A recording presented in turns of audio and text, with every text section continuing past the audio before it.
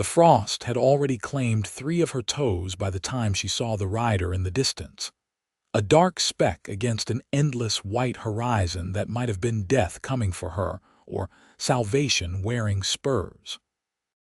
Eleanor Reynolds had been walking for what felt like an eternity through snow that reached past her knees in some places, each step a battle against wind that cut through her threadbare coat like knives made of ice.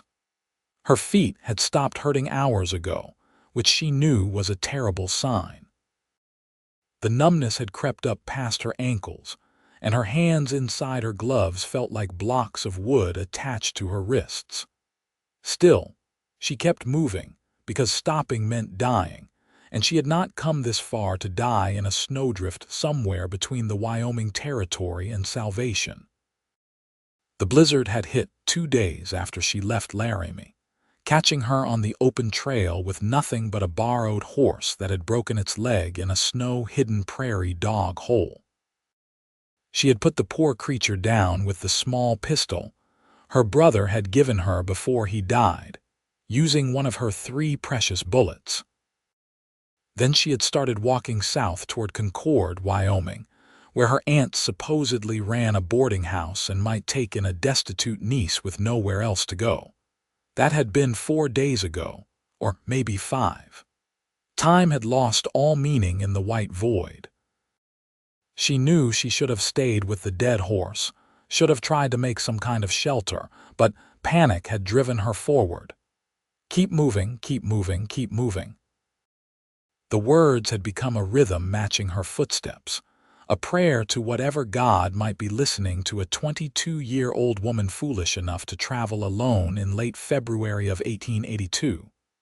The speck was getting larger now, resolving into the shape of a horse and rider. Eleanor tried to wave, but her arm barely lifted.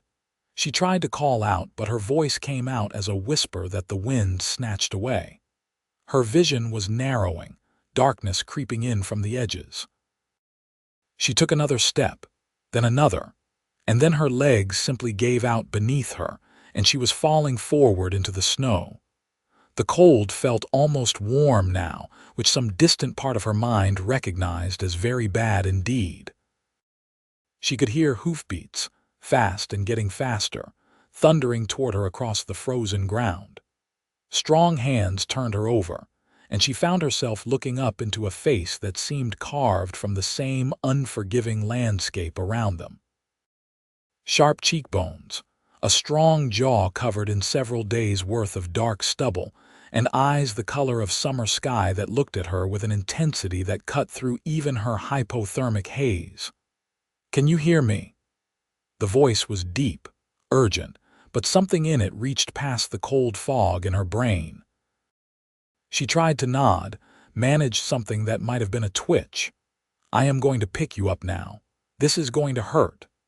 He did not wait for a response, just slipped his arms under her knees and shoulders and lifted her against his chest. The movement sent sparks of agony through her frozen limbs, and she heard herself make a sound like a wounded animal. I know, stay with me." He was moving quickly, carrying her toward his horse.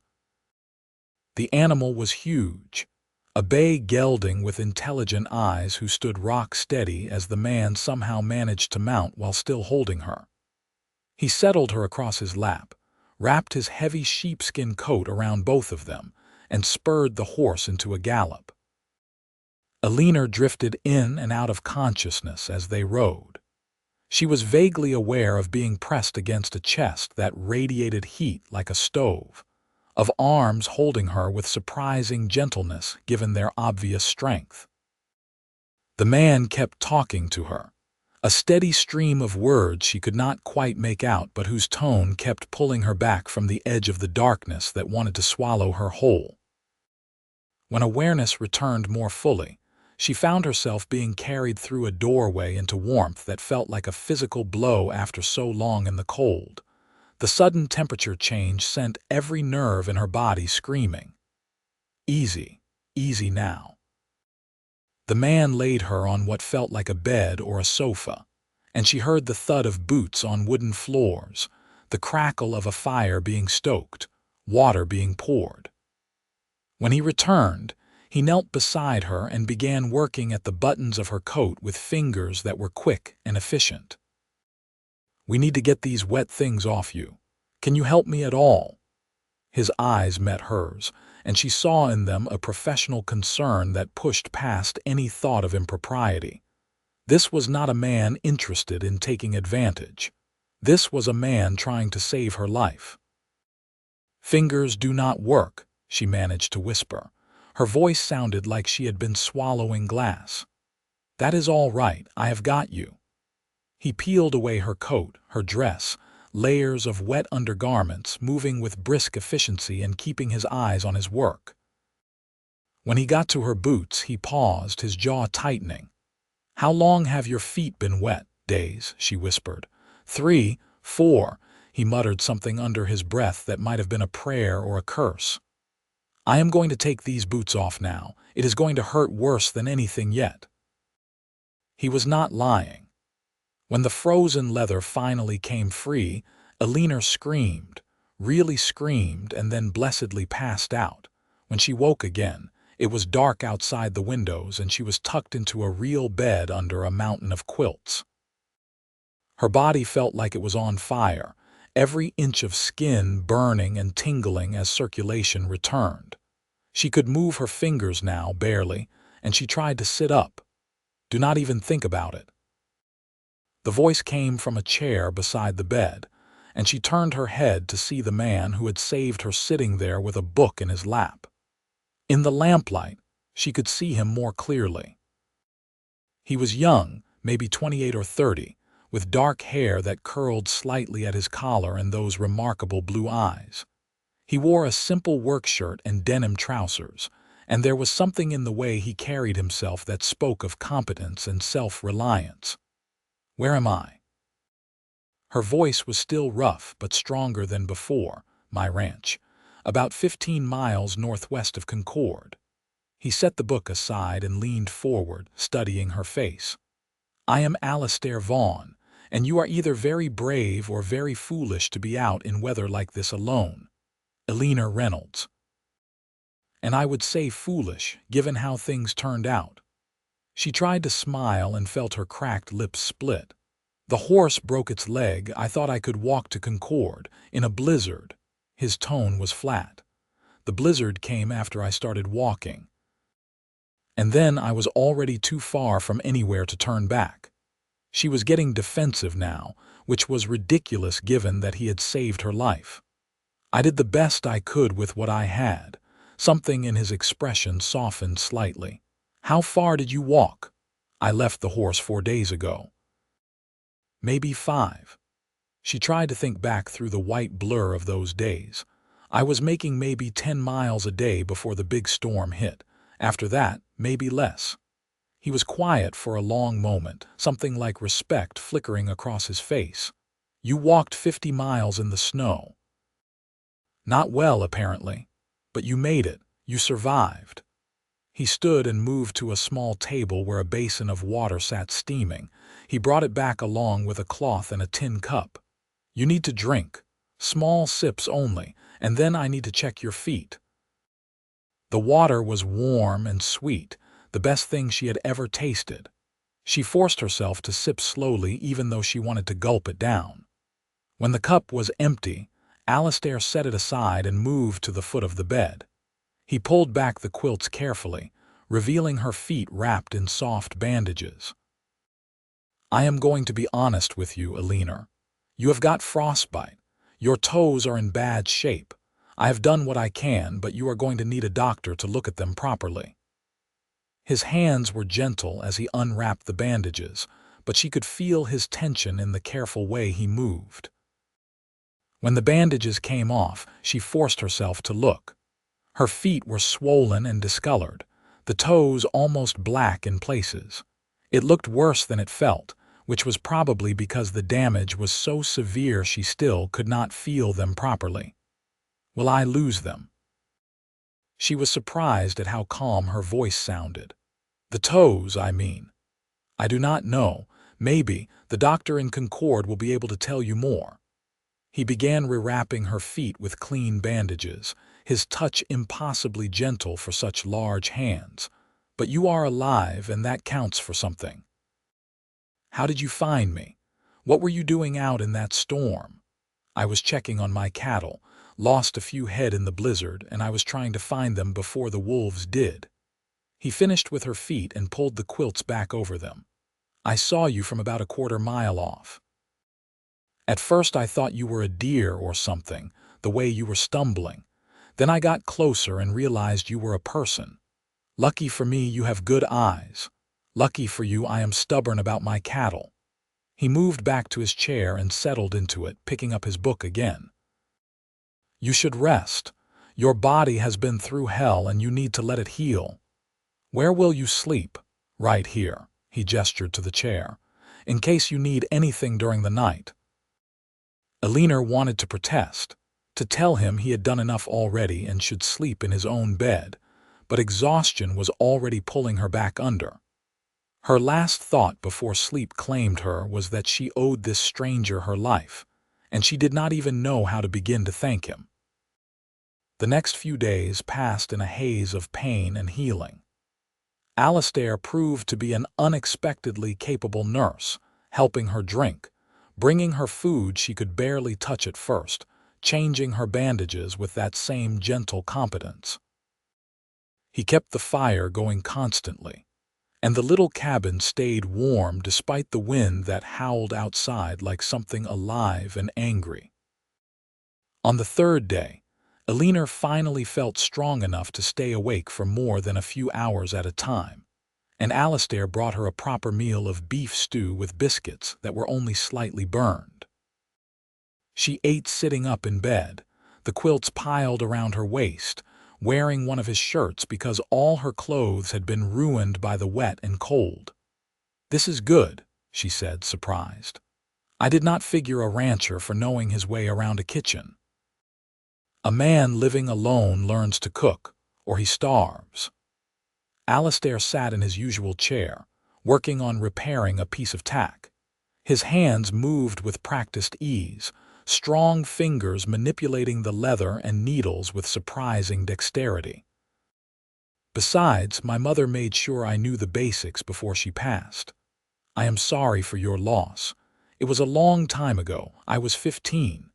He did not look up from his work. "My father followed her not long after. His heart just gave out one day while he was mending a fence. I think maybe he did not want to be here without her." Eleanor set down her spoon, no longer hungry. "That must have been hard, being so young and alone. I had the ranch. I had work to do. That helped." He tied off a stitch and examined his work critically. "And the neighbors checked on me, made sure I did not starve or do anything too stupid. People are good like that out here. They look after their own." "Where is here exactly? You said northwest of Concord, but I do not really know this area." "This is the Wind River Valley, about halfway between Concord and the mountains. Good grazing land when it is not buried under 3 feet of snow." He set aside the tack and finally looked at her directly. "What were you doing traveling alone in winter anyway?" "That is asking for trouble even in good weather." Eleanor looked down at her half-eaten stew. "My brother died. Pneumonia 3 weeks ago. He was all I had left after our parents passed, and without him, I could not keep up the payments on our place in Laramie. The bank took it." She took a breath, steadying herself against the wave of grief that still hit her sometimes when she thought about Thomas. "I remembered that my mother had a sister who moved out to Concord years back. We lost touch, but I thought maybe she would help. So I bought a horse with what little money I had left and started riding.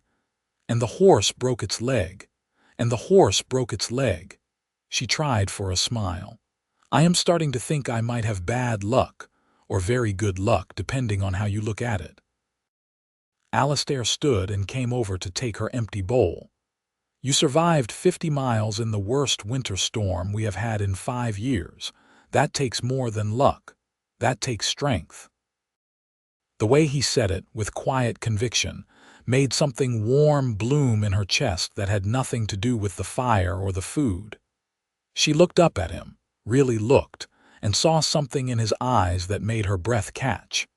He looked away first, turning back toward the small kitchen area. "I am going to ride into Concord tomorrow. Let your aunt know you are here and get the doctor to come out and look at your feet.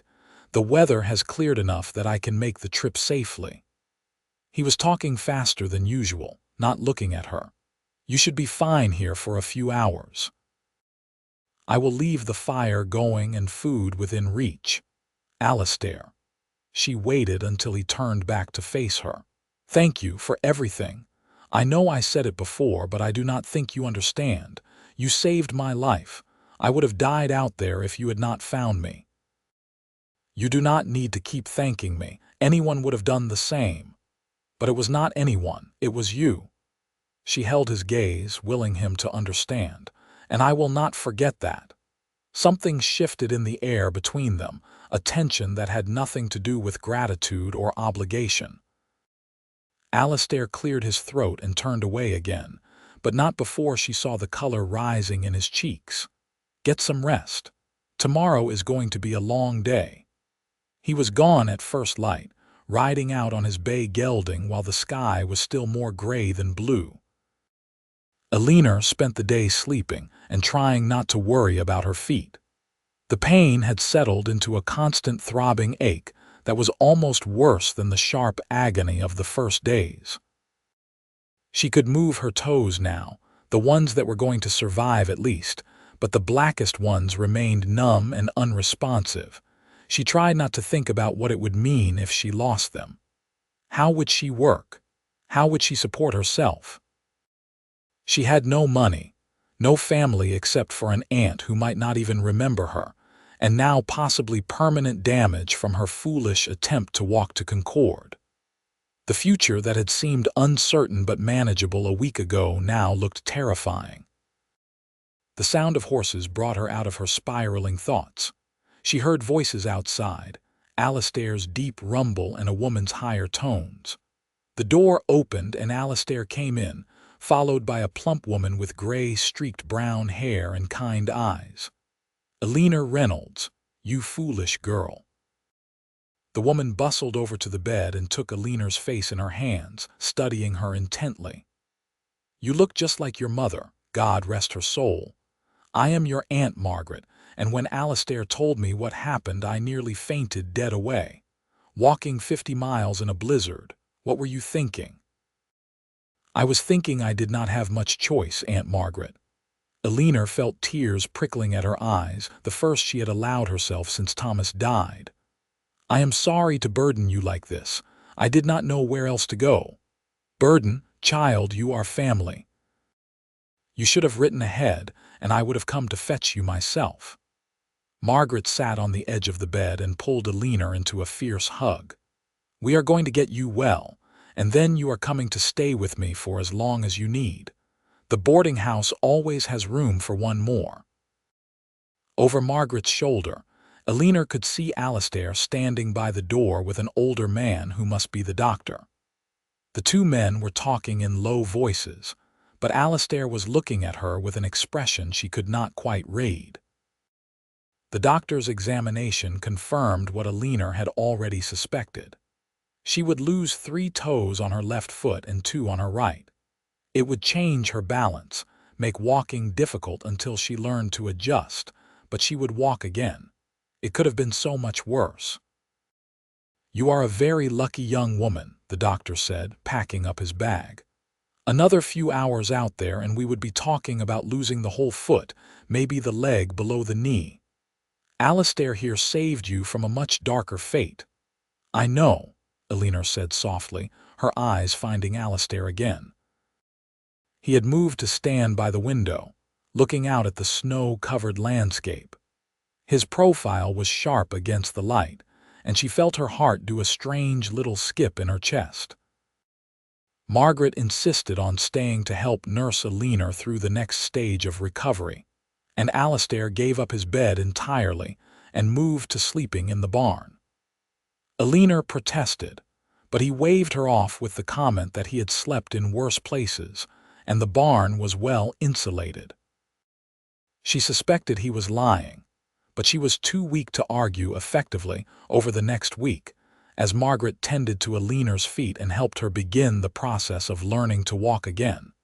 Eleanor learned about Alistair through her aunt's stories. He was well respected in Concord, known for his honesty and hard work. He helped his neighbors without being asked, sat on the church board even though he rarely attended services, and had turned down at least 3 marriage proposals from eligible young women in town. Why did he turn them down? Eleanor asked, trying to sound casual as Margaret helped her take a few shuffling steps across the cabin floor, never gave a reason. Just said he was not ready to marry. Margaret gave her a knowing look.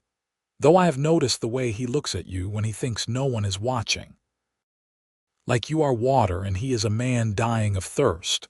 You are imagining things. I am old, not blind, and I have seen enough young people fall in love to recognize the signs. Margaret helped Eleanor back to the bed. The question is, what are you going to do about it? Nothing. He saved my life out of basic human decency, not because he wants to court me. And besides, I am hardly in a position to think about romance. I am a cripple with no prospects and no money. What could I possibly offer him? Maybe you should let him decide that for himself. Margaret patted her hand.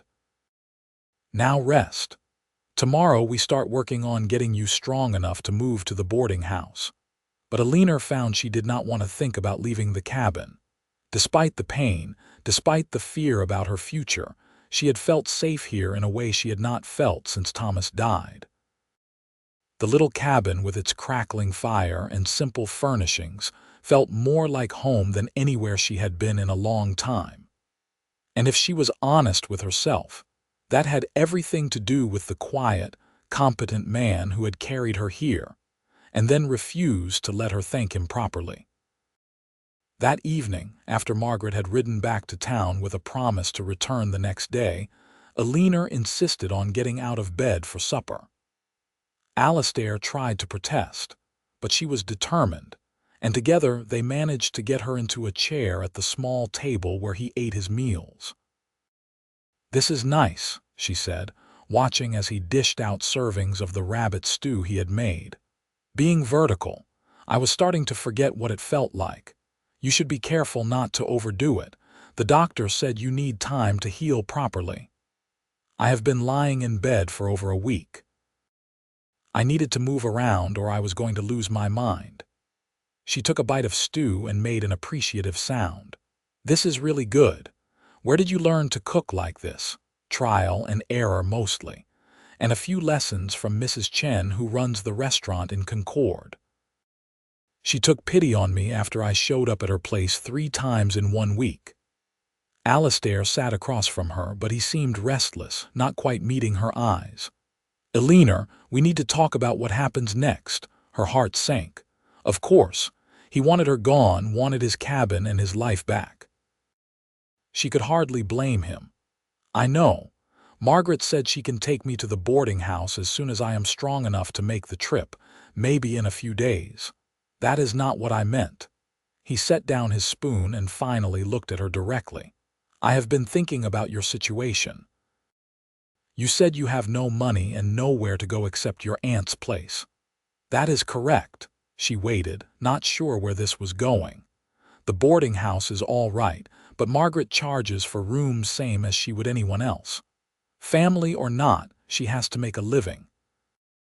And you are going to need time to recover properly, to learn to walk again and figure out what kind of work you can do with your injury." He was talking faster now, the words coming in a rush. "I have a proposal. Not that kind of proposal, I mean a business proposal, a proposition. That sounds worse. What I am trying to say is that I could use some help around here." Eleanor set down her own spoon, giving him her full attention. "What kind of help?" "Cooking, mainly. And mending, washing, general household tasks. I can manage the basics, but I am not good at it, and I do not have time to do it properly and run the ranch too. I would pay you fair wages, enough that you could save up some money for whatever you want to do later, and you could stay here, in the cabin. I would move permanently to the barn, fix up a room there, it would all be proper and respectable. You want to hire me as your housekeeper? Yes, if you want, you do not have to decide right now, think about it, talk to Margaret. He was looking down at his plate again, his ears red. I just thought it might be a better option than the boarding house. Eleanor stared at him, her mind racing. It was a generous offer, probably too generous. Fair wages and room and board for work she could do while still recovering. It seemed too good to be true. But then she thought about leaving the cabin, about being in town where everyone would stare at the foolish girl who lost her toes to frostbite, and suddenly staying here seemed like the most appealing option in the world. I accept. His head came up fast. You do? Yes, it makes sense. You need help, I need work and a place to stay while I heal. It is a practical arrangement. She tried to ignore the way her heart was beating faster, the way her whole body felt warm under his gaze. When would you want me to start? Whenever you are ready. No rush. He was smiling now, a real smile that transformed his whole face, and Eleanor felt something shift inside her chest, some piece clicking into place that she had not known was missing. They finished their meal in a silence that felt charged with possibility, and when Alistair helped her back to bed afterward, his hands lingered just a moment longer than necessary on her waist. Eleanor lay awake long after he had blown out the lamps and settled in his chair, listening to his breathing even out into sleep, and wondered what she had just agreed to. Margaret was less than thrilled with the arrangement when Eleanor told her the next morning. It is not proper, you living out here alone with him. People will talk. He will be in the barn and I will be in the cabin. How is that any different from having neighboring houses? Eleanor was sitting up in bed, working on the exercises the doctor had given her to strengthen her feet. Besides, I need the work and he needs the help. It benefits both of us. I still do not like it, but Margaret's expression softened. Though I suppose Alistair is as honorable a man as you will find. If he says it will be proper, it will be, and you are right that you need to work. The boarding house would have charged you same as anyone else, family or not. Then it is settled. I will stay here and work for Alistair, and everything will be fine. Eleanor hoped she sounded more confident than she felt. The truth was that the thought of living in close quarters with Alistair, even with the proper separation of cabin and barn, made her feel things she had no business feeling. She barely knew him. He had saved her life, yes, and been kind to her during her recovery. But that did not mean anything, did it? Over the following weeks, Eleanor slowly regained her strength. Learning to walk without her toes was harder than she had expected. Her balance was off, and she had to concentrate on every step to avoid pitching forward onto her face. Alistair fashioned her a walking stick from a smooth piece of pine, and she used it constantly at first, leaning heavily on it as she moved around the cabin. She started with simple tasks. Washing dishes, preparing vegetables for stew, mending a pile of shirts and trousers that Alistair had been ignoring for what looked like months. The work felt good, gave her a sense of purpose that had been missing since Thomas died. And it kept her hands busy, which meant she could not spend all her time thinking about the man who spent his days working with the cattle and his evenings sitting across from her at meals, making her laugh with stories about ornery steers and stubborn horses. Alistair was true to his word about moving to the barn. He fixed up a small room there with a bed and a stove, making it comfortable enough that Eleanor did not feel quite so guilty about taking over his cabin. But he still came to the cabin for meals, and often stayed afterward to read or work on mending tack. sitting in the chair by the fire while Eleanor worked on whatever sewing project she had taken up. It was domestic and comfortable, and Eleanor found herself falling into the rhythm of it with surprising ease. Wake at dawn, start the fire, make coffee and breakfast. Alistair would come in smelling of cold air and horses, his cheeks red from the wind, and they would eat together while the sun rose outside the windows. Then he would head out to work the ranch while Eleanor tackled whatever needed doing in the cabin. Afternoons were for her exercises, walking back and forth across the cabin floor until her reconstructed gait felt almost natural. Evenings were supper and companionship, talking about everything and nothing until one or both of them started yawning, and it was time to say goodnight. It was easy to pretend they were something they were not on those quiet evenings. Easy to imagine this was not an employer and employee arrangement, but something deeper, something real.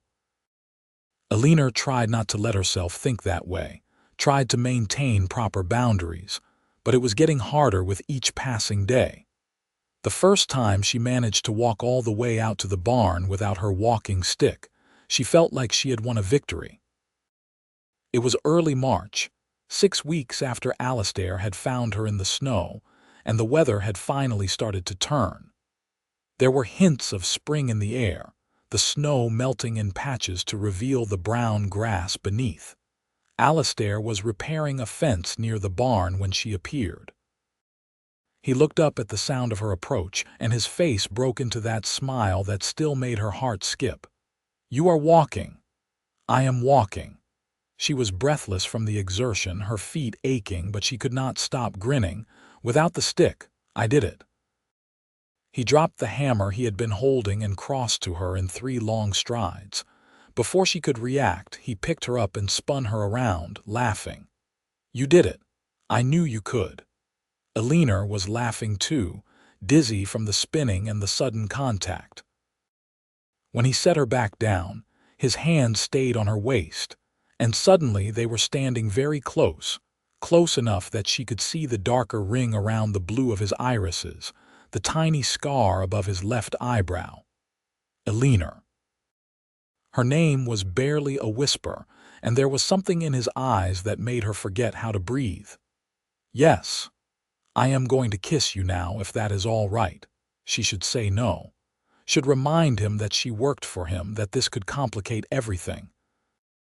Instead, she heard herself say, "That is all right." His lips were warm despite the cold air, gentle at first and then more insistent when she rose up on her toes to press closer.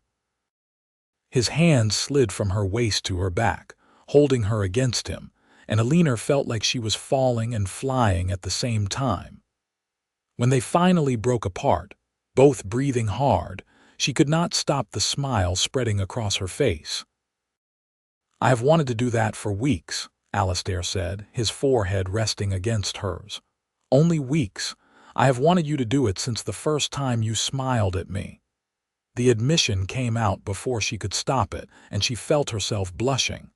"Why did you not say anything?" "Because you are my employer and I did not want to presume.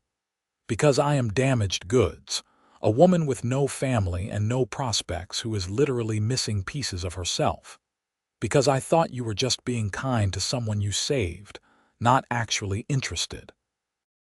The words tumbled out in a rush, all her insecurities laid bare. Alistair pulled back enough to look at her properly, his hands framing her face. "Eleanor Reynolds, you listen to me. You are the strongest, bravest person I have ever met. You walked 50 miles in a blizzard and survived. You lost your toes and learned to walk again in 6 weeks. You lost your brother and your home and you just kept going, kept fighting. How could I not be interested in someone like that? You really mean that?" "I mean it." He kissed her again, softer this time.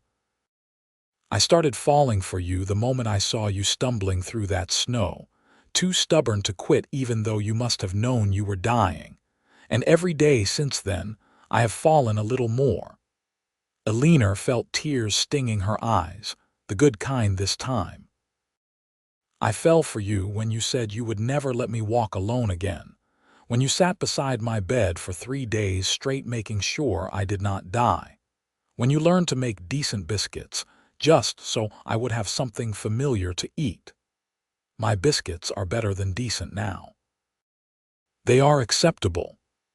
She was laughing and crying at the same time, and Alistair was kissing her tears away, and everything felt right in a way nothing had felt right since Thomas died. They walked back to the cabin hand in hand, and Eleanor thought about how strange life was, how one terrible thing could lead to something wonderful.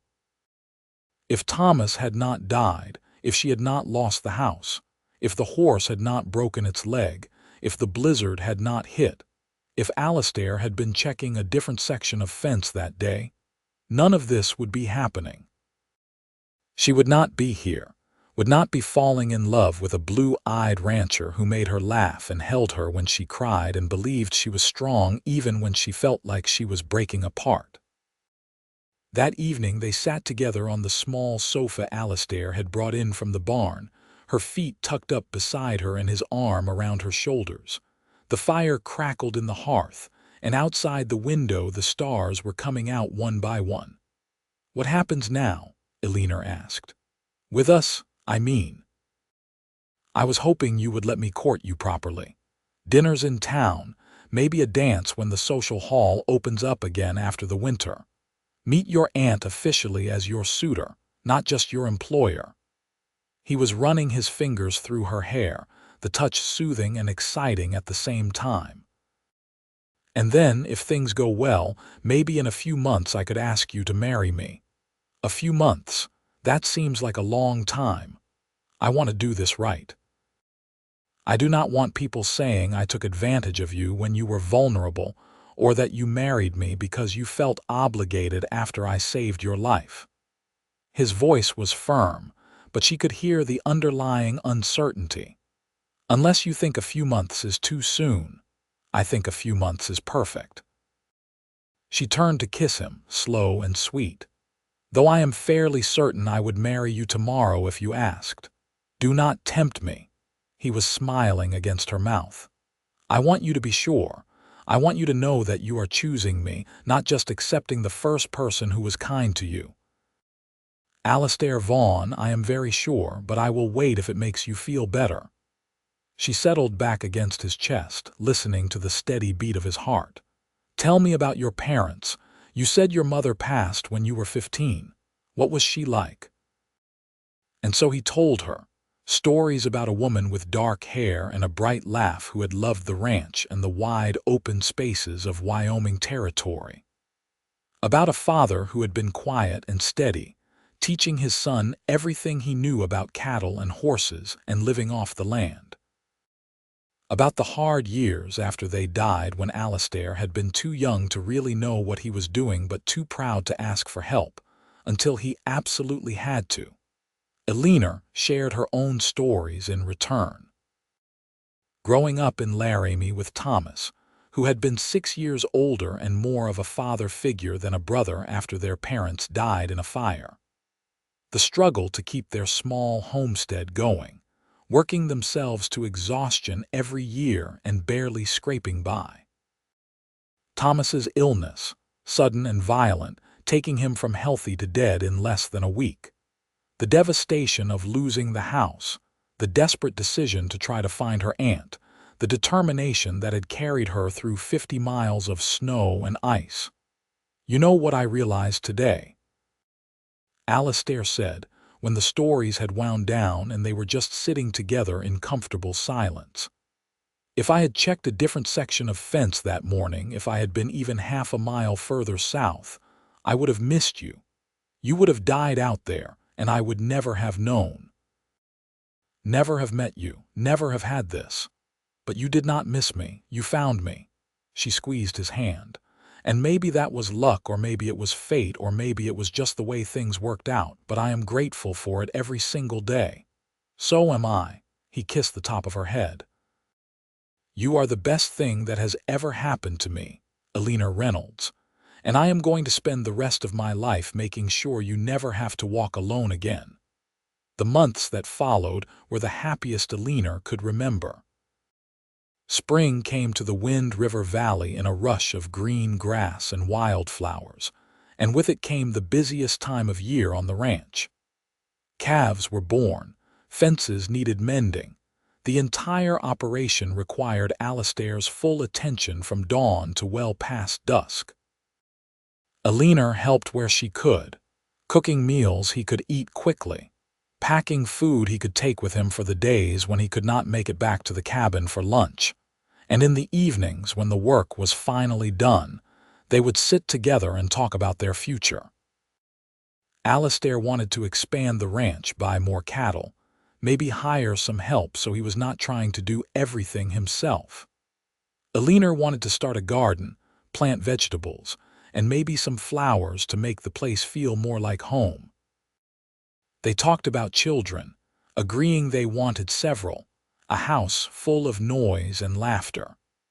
They talked about building a bigger cabin, something with multiple bedrooms and a real dining room.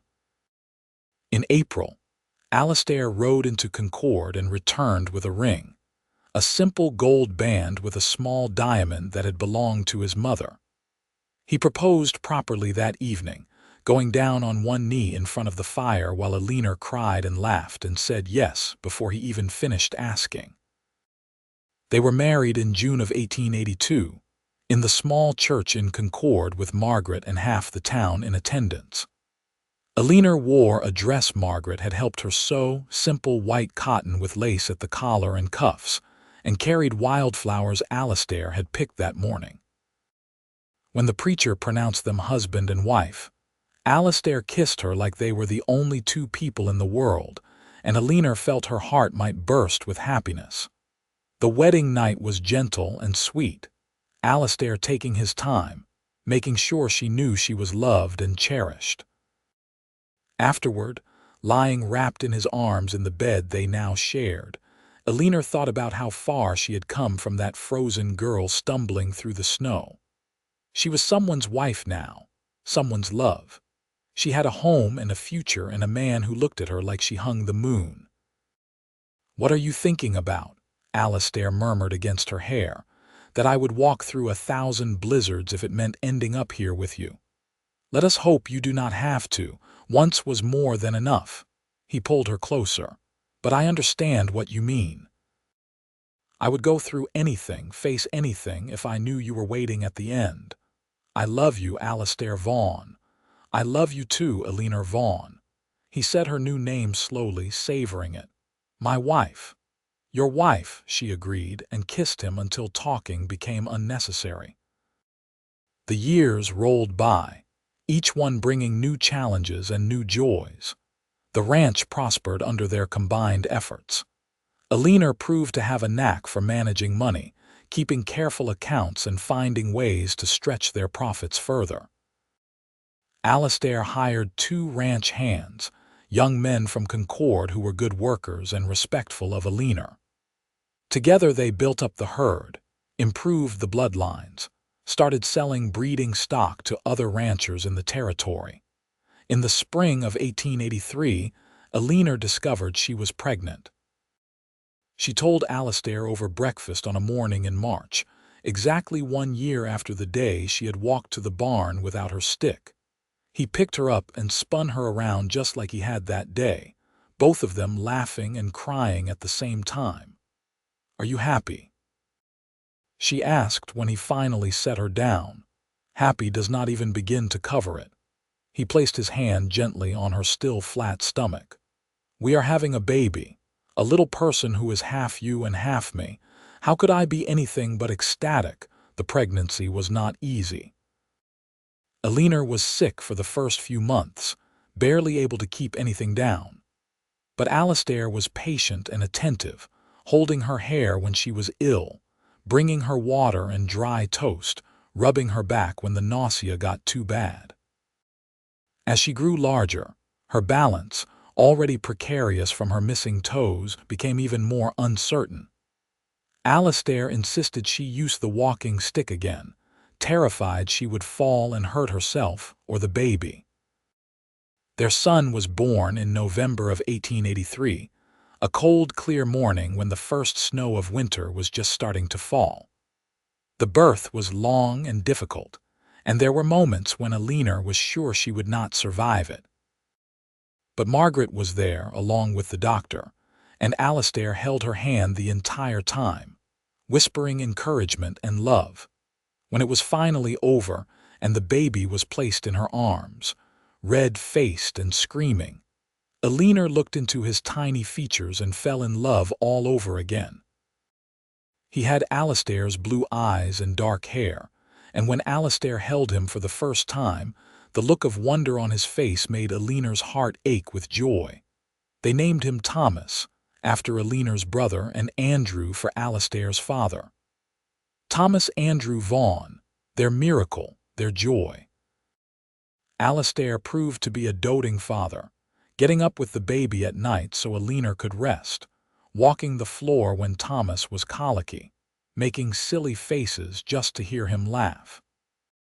"You are going to spoil him," Eleanor said one evening, watching as Alistair played with the 6-month-old, making him giggle by pretending to steal his nose. "That is what fathers are for." Alistair looked up with a grin. "Besides, he is going to be an only child for a while. I am allowed to spoil him a little." But Thomas was not an only child for long. In 1885, Eleanor gave birth to a daughter they named Anna Margaret, after both their mothers. 2 years later came another daughter, Sarah, and in 1890, a final son, James.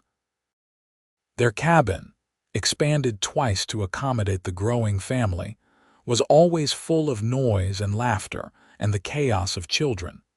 Eleanor's feet gave her trouble sometimes, especially in the cold months, but she learned to live with the aches and the occasional loss of balance. Alistair had fashioned her several walking sticks over the years, each one slightly different, and she used whichever suited her mood. The children grew up knowing their mother was different, that she walked with a limp and had scars on her feet, but to them it was just part of who she was. Eleanor made sure they knew the story, told them about walking 50 miles in the snow, about their father finding her and saving her life. "You were very brave, Mama," Thomas said one winter evening when he was about 8 years old. The whole family was gathered around the fire, the children in their nightgowns, and Eleanor had just finished telling the story again. "I was very stupid," Eleanor corrected. "I should have stayed with the horse, tried to make a shelter. Walking in a blizzard is never a good idea." "But if you had stayed with the horse, Papa would not have found you," Anna pointed out. She was 5 and precociously logical. "So maybe it was a good idea after all." "Maybe it was," Eleanor agreed, meeting Alistair's eyes over the children's heads. He smiled at her, that same smile that still made her heart skip after all these years. Later, after the children were in bed and they had the rare luxury of quiet, Alistair pulled her into his arms on the sofa where they had first sat together as more than employer and employee. The sofa was older now, worn in spots, but neither of them could bear to replace it. It held too many memories. "Do you ever regret it?" Alistair asked. "The way things happened, walking through that blizzard, losing your toes, ending up here?" "Never." Eleanor did not have to think about her answer. Not for a single moment. "Yes, I wish I had not lost Thomas. I wish my feet did not hurt when the weather turns cold. But everything that happened led me here to you, to our family, and I would not trade this life for anything. Even if you could go back and change things. Keep your brother alive, keep your toes, even then." She turned in his arms to face him. "Because this life, this family, you and me together, it is everything I never knew I wanted. You kept your promise, Alistair. I have never walked alone since the day you found me." He kissed her, tender and sweet. "And you never will. I promised you that, and I meant it. For the rest of our lives, however long that is, you and I walk together." The years continued to pass, each one a blessing. Thomas grew into a young man who loved the ranch as much as his father did, who learned everything Alistair could teach him about cattle and horses and the land. Anna turned out to have a talent for numbers even sharper than Eleanor's, and took over managing the ranch accounts when she was only 12. Sarah was artistic, always drawing or painting, capturing the beauty of the Wyoming landscape in sketches and watercolors. And James, the youngest, was the adventurous one, always getting into trouble, always making them laugh with his antics and his endless questions about everything. Concord grew too, from a small frontier town to a proper settlement with a railroad spur and 2 general stores. Margaret's boarding house expanded into a hotel, successful enough that she hired staff to help run it. She never married, declaring that she had enough children to worry about with Eleanor's brood, but she was a constant presence in their lives, the doting grandmother figure the children adored. In 1895, when Thomas was 11 and thinking seriously about taking over the ranch someday, he asked his parents how they knew they were meant to be together. It was evening, the whole family gathered for dinner, and the question caught both Eleanor and Alistair off guard. "That is a big question," Alistair said, buying time to think. "Why do you ask? There is a girl at school, Emma Sullivan. She is nice and she laughs at my jokes and I like being around her." Thomas was blushing furiously.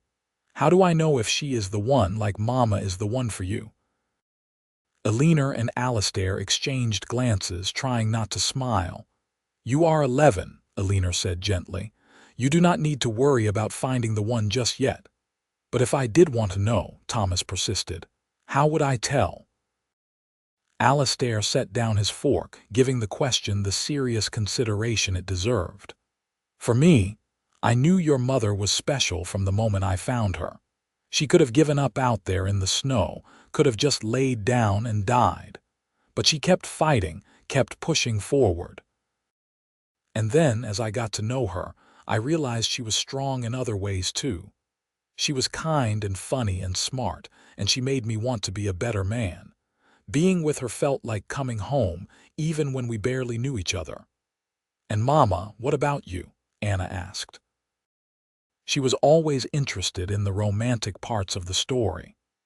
"For me, it was how safe I felt with your father. Not just physically safe, though he did save my life, but emotionally safe. I could tell him anything, show him my worst moments, and he never made me feel less than. He saw all of me, the broken parts and the scared parts and the angry parts, and he loved me anyway." Eleanor reached across the table to take Alistair's hand, "And he made me laugh, even when things were hard. That matters more than people think. So I should look for someone who makes me feel safe and who makes me laugh." Thomas was taking notes now, literally pulling out a piece of paper and a pencil. "And who challenges you to be better," Alistair added.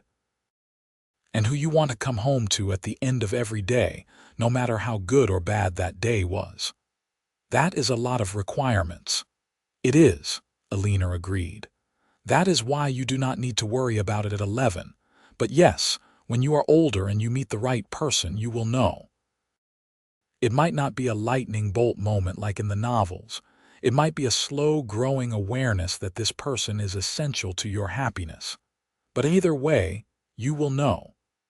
Thomas seemed satisfied with that answer, though he kept his notes. Years later, when he did marry Emma Sullivan in a ceremony that made Eleanor cry happy tears, he would tell her that he had gone back to those notes many times while he was courting Emma, making sure she checked all the boxes. The turn of the century brought changes. Wyoming became a state in 1890, and with statehood came more settlers, more towns, more civilization. The wild frontier of Alistair and Eleanor's youth was fading, becoming something more settled and tame. But the ranch endured, thrived even, passing from Alistair's hands to Thomas's when Alistair decided he was ready to step back and let the younger generation take over. Alistair and Eleanor moved into a smaller house on the property, a place where they could watch their grandchildren play and enjoy the fruits of their decades of hard work. They sat on the porch in the evenings, holding hands and watching the sun set over the mountains, and talked about their lives with contentment. "We did all right, did we not?" Alistair said one evening in the summer of 1910. They were both in their 50s now, hair gray and faces lined, but still healthy and strong. "Better than all right," Eleanor agreed. "We built something real here, a family, a legacy, and we did it together." 50 miles in the snow, Alistair mused. If someone had told me that morning that the half-frozen woman I found stumbling through the drifts would become the love of my life, the mother of my children, my partner in everything, I am not sure I would have believed them. If someone had told me that the cowboy who found me would promise I would never walk alone again and actually mean it, I would have thought they were crazy. Eleanor leaned her head on his shoulder. But here we are, 28 years later, still walking together. "Always together," Alistair agreed, kissing the top of her head. "That is how it should be. That is how it will always be." Their children married, had children of their own. Thomas and Emma took over the ranch completely, expanding it further, making it one of the most successful operations in the region. Anna married a banker from Cheyenne and moved to the city, though she came back often to visit. Sarah married a teacher and stayed in Concord, where her paintings became famous throughout Wyoming and beyond. James became a veterinarian, the first in the family to go to university, and set up practice in Concord, where he could be close to the ranch. Eleanor and Alistair lived to see their grandchildren grow, to watch the world change around them in ways they could never have imagined. Automobiles replaced horses, electricity came to Concord, the telegraph gave way to the telephone.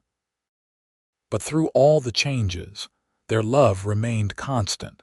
The foundation everything else was built on. Alistair passed away peacefully in his sleep in 1925, at the age of 73. Eleanor woke that morning to find him cold beside her, a slight smile still on his face, and her grief was tempered by the knowledge that he had lived a good life, a full life, surrounded by love until the very end. She held his hand and cried, remembering the young man who had found her in the snow and promised she would never walk alone again. But even in death, Alistair kept his promise. Eleanor never felt alone. She had her children and grandchildren, her memories, the ranch they had built together. She lived another 5 years, dying quietly at 70 in 1930 with all 4 of her children at her bedside. Her last words were, "Tell your father I am coming," and when she closed her eyes for the final time, she was smiling. They buried her next to Alistair in the small cemetery on a hill overlooking the ranch. The headstones were simple, just their names and dates, but beneath Eleanor's name, Thomas had added one more line at his mother's request, something she had asked for years before. She walked 50 miles in the snow and found her home. The ranch continued for generations, passed down through Thomas's line, and with it the story of how it all began. Great-grandchildren and great-great-grandchildren grew up hearing about the blizzard of 1882. About a woman brave enough or foolish enough to walk 50 miles in the snow, about a cowboy who found her and made a promise he kept for the rest of his life. The story became legend, embellished with each retelling, but the core of it remained true. Love can come from the most unlikely places, in the most desperate moments. It can bloom in the coldest winter, take root in frozen ground, and grow into something that sustains generations. Eleanor and Alistair's love story was not the easiest or the simplest, but it was real and true and lasting. And it all started with 50 miles of snow, a woman who refused to quit, and a cowboy who taught her she would never have to walk alone again. In the end, that was all that mattered. Not the hardship or the pain or the years of struggle, but the love they found and the life they built together, one step at a time, walking side by side through whatever came their way. The last descendant to work the original Vaughn Ranch sold it in 1985, more than a century after Eleanor stumbled through that blizzard. But before the sale went through, the family gathered one final time at the old cemetery on the hill. They stood before Eleanor and Alistair's graves, dozens of people spanning 5 generations, all connected by the love story that had started it all. Thomas's great-grandson, also named Thomas, read aloud from a journal Eleanor had kept, an entry from June of 1882, just after her wedding. "I walked 50 miles in the snow and thought I was walking to my death. But I was really walking to my life, to my love, to my home.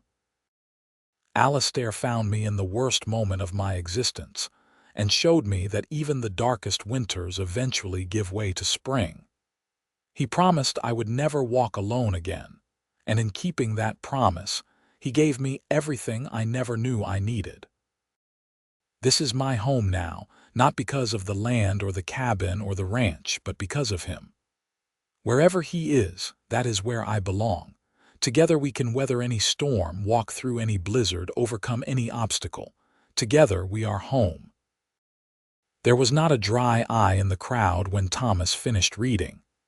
They stood in silence for a long moment, paying tribute to the couple whose love had created all of them, whose determination and commitment had given them all the gift of existence. Then, one by one, they each placed a wildflower on the graves, the same kind of wildflowers Alistair had picked for Eleanor on their wedding day. When the last flower had been placed, the family walked back down the hill together, leaving Eleanor and Alistair to their eternal rest beneath the wide Wyoming sky they had both loved so much. The ranch was sold, the land divided up and developed, the old cabin torn down to make way for new construction. But the cemetery remained, protected by a historical preservation order, and the graves of Eleanor and Alistair Vaughn became a local landmark. People visiting Concord would stop by sometimes, reading the headstones, learning the story from the historical marker the town had erected. And every winter, when the snow fell deep and the wind howled across the valley, it was easy to imagine a young woman stumbling through the drifts, too stubborn to quit even when death was certain. Easy to imagine a young cowboy riding out to check his fences, looking up at just the right moment to see a figure in the distance. Easy to imagine the moment their eyes met, the beginning of a love that would span decades and create generations. Some stories are too powerful to fade, too true to be forgotten. The story of Eleanor and Alistair, of 50 miles in the snow and a promise kept for a lifetime, was one of those stories. It lived on in the hearts and memories of everyone who heard it, a testament to the enduring power of love, to the strength found in walking together through life's hardest moments, to the truth that sometimes the worst things that happen to us lead directly to the best things we will ever know. Eleanor walked 50 miles in the snow, alone and afraid and certain she was going to die. But she survived, and in surviving found a love that sustained her through every trial, every challenge, every joy and sorrow of a long and well-lived life. Alistair found her and made a promise, and in keeping that promise discovered that saving someone's life can sometimes save your own in ways you never expected. They walked together through 50 years of marriage, through the raising of children and the building of a legacy, through personal struggles and shared triumphs. They walked together into old age, never losing the connection forged in that moment when he lifted her from the snow and carried her to safety. And when death came for them, as it must come for everyone, they faced it with the same courage and grace they had shown throughout their lives, secure in the knowledge that they had been blessed beyond measure. that they had found in each other a home more real than any physical place could ever be. The story ended, as all stories must, but the love endured. In the children and grandchildren and great-grandchildren who carried their blood and their names, in the ranch that had prospered under their care, in the town of Concord that had watched them build their life together, in the legend of the woman who walked 50 miles in the snow and the cowboy who promised she would never walk alone again. It was a promise kept, a love honored, a life well lived. And really, what more could anyone ask for than that? Eleanor and Alistair had found each other in the most improbable circumstances, had chosen each other despite all the reasons they might have walked away, and had built something lasting and true from the foundation of that choice. Their story was a reminder that love requires courage, that commitment requires sacrifice, that the best things in life often come from the hardest moments. 50 miles in the snow, one life saved, two hearts joined, generations blessed. A legacy of love that outlasted them both and would continue long after the last person who knew them personally had passed away. That was the gift Eleanor and Alistair gave to the world, the proof that even in the harshest wilderness, even in the coldest winter, love can not only survive but thrive. And so the story ends where it began, in the snow and the cold and the desperate hope that sustained a dying woman through 50 impossible miles. But it also ends in warmth and love, and the knowledge that every step of that terrible journey was worth it for what waited at the end. Eleanor walked alone through the snow, but she never walked alone again after Alistair found her. Together they walked through life, hand in hand, heart to heart, until the very end. That was their story. That was their gift. And it lives on still, in every couple who chooses love over fear, commitment over convenience, together over alone. The snow has long since melted, the trails long since vanished under development and progress, but the truth at the heart of Eleanor and Alistair's story remains eternal. Love endures. Promises kept matter. And sometimes, the worst moment of your life is really the beginning of your happiest chapter if you are brave enough to keep walking, strong enough to accept help when it is offered, and wise enough to recognize home when you finally find it. Eleanor and Alistair found their home in each other, and in doing so, they created a legacy that would last forever.